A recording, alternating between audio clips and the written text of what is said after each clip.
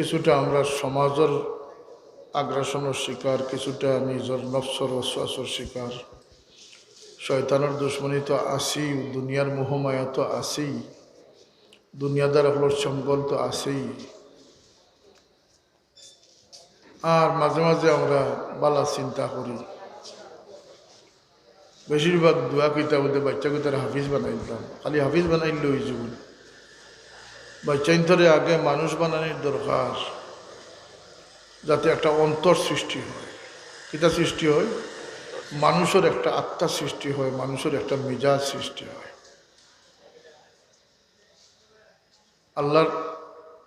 আল্লাহ তার বন্দার দিলর by sine হাদিস শরীফ হয়েছে, রোজানা আল্লাহ 70 বার তার বন্দার দিল দেখেন।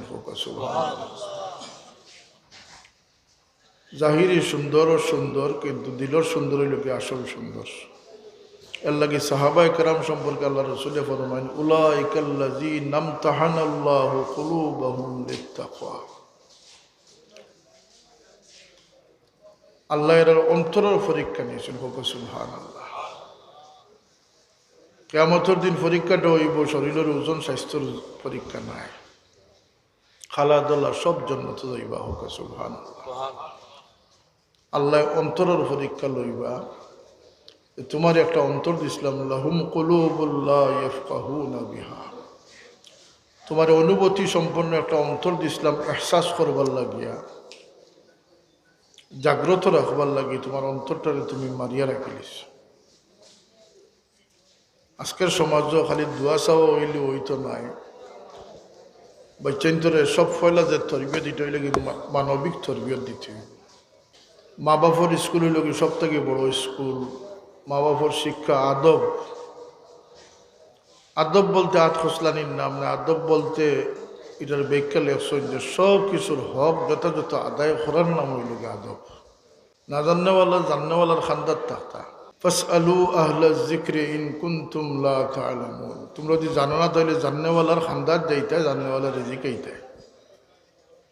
আমরা তো মুশকিলই লোক যে আমরা আতারে ফাতারে চাই, চম্বকর ঠানে আমরা গলি যাই।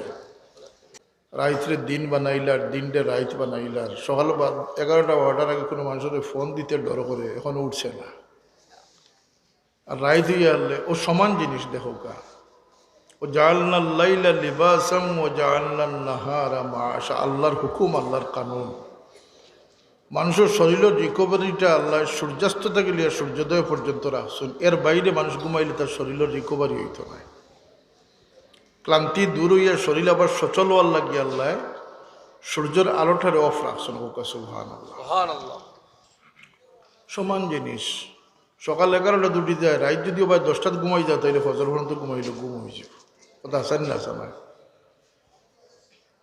মানুষ এইভাবে প্রকৃতির লোকে ফাইট করে, জেহাদ করে। এর লাগে যত চেষ্টা করুক মানুষ জাগা লইতে পারতেন, ততক্ষণ পর্যন্ত আল্লাহর আসমানি ওহিরে অনুসরণ না করছে। আল্লাহর হাবিবর দামন যত সময় পাকড়াও না করছে। সাহাবায়ে কেরামের জিন্দগির সৌন্দর্য বাড়াইছেন কিলাও, যে তারা উন্মুখ হইয়া থাকতা, উৎসাহী হইয়া থাকতা যে আল্লাহর হাবিব সাল্লাল্লাহু আলাইহি ওয়াসাল্লামের জীবনটারে কীভাবে অনুসরণ করা যায়।